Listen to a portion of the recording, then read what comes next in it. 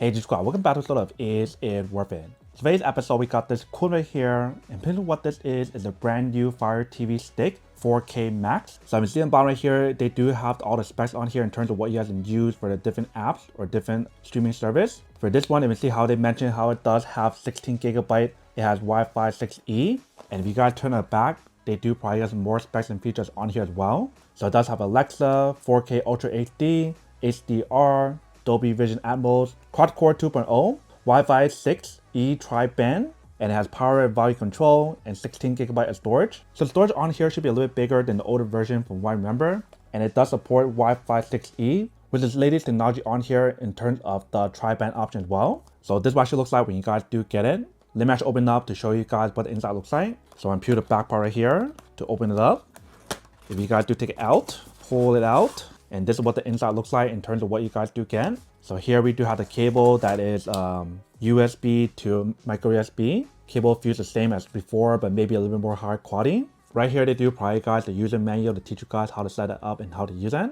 Right here they do provide guys the Fire TV stick. So if I do take it out, once you guys do take it out, immediately the first thing you guys notice on here is the design of the Fire TV stick is a little bit different. It's more of a curved design when you guys do look at the corners, you can see. This side right here is still HDMI, and the bottom part right here is micro USB for you to plug it in. But the size and the weight of the product is about the same when you guys do feel it. And on this side right here, they do give you guys an accessory for you guys to plug it in if you guys want to bend it or whatever. So just plug it in here.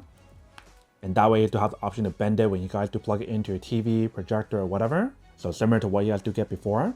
And then right here they do prioritize remote. So ready to open up.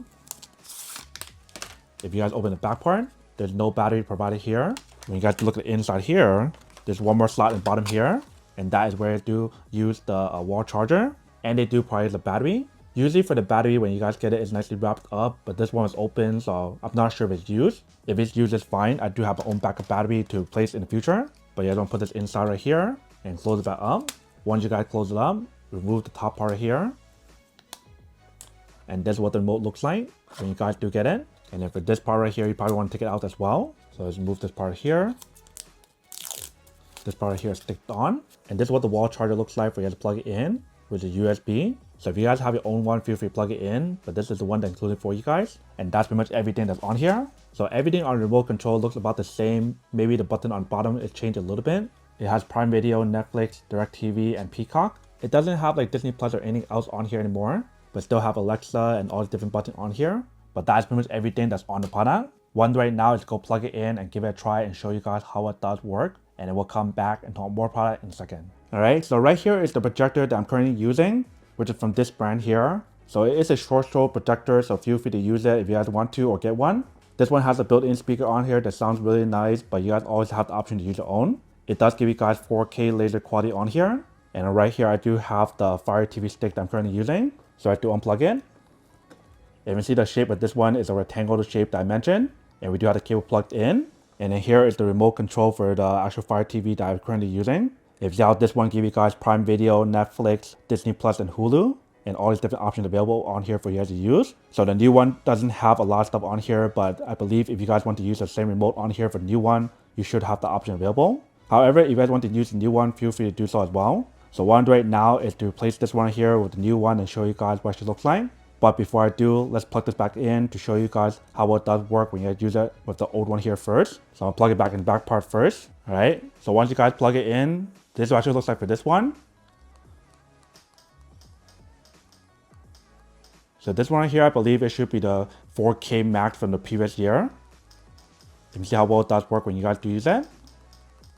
Everything is really smooth when you guys do use it from one app to another. And if you guys do open something on here,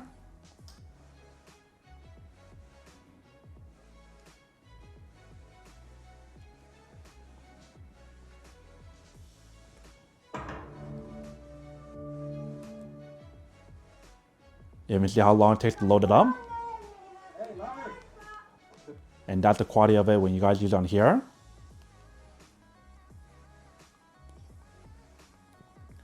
And if you guys were to watch a video on here, let's go back to Netflix really quick. Just so I can show you guys what the quality looks like if you guys were to use something on here. I'll just play a random video.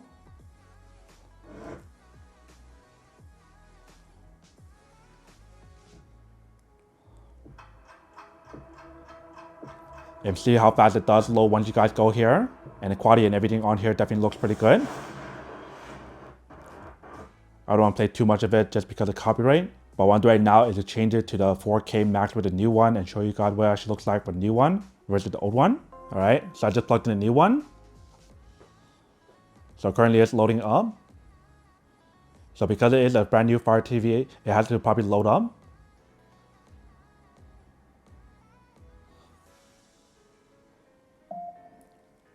So searching for the remote. So they mentioned how you have to tap the home button to connect it. And here I do have the remote.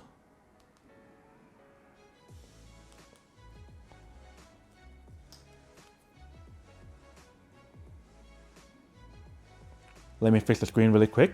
Alright, so here we do have the brand new Fire TV Max. So this actually looks like on the screen when you guys do turn it on. So you can see how when you guys use everything on here, it's very smooth as well. It does seem a little bit faster when I do use it. Let's turn Netflix. Alright, so we are opening Netflix.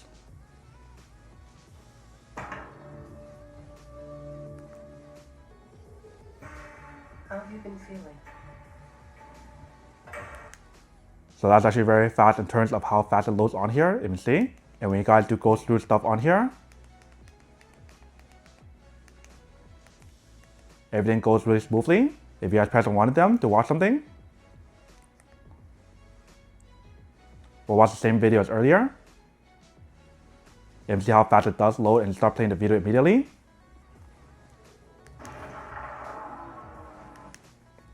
So very easy and very simple to set it up. If you guys go back home,